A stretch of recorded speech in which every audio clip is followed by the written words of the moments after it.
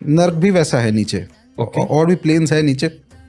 कुछ कुछ डिस्क्रिप्शन भी है, बहुत डेंजरस तरह का वो पनिशमेंट। लेकिन हाँ, जैसे कुछ कुछ अभी एग्जैक्ट याद नहीं है मुझे, कुछ नरक है जो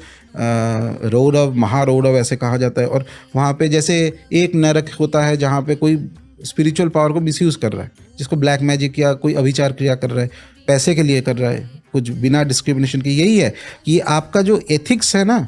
ये हम लोग पूरा सोसाइटी में एथिक्स को मानते हैं, क्योंकि एथिक्स एक फिल्टरिंग प्रोसेस होता है अंदर में। वो एथिक्स जिसका नष्ट हो जाता है अंदर में, राइट एंड रॉन्ग का डिस्क्रिमिनेशन जो नष्ट कर देता है अपने अंदर में, वो धीरे धीरे धीरे धीरे कैन गो, वो जो डार्क स्पेस है वहाँ पे पहुँच जाता है।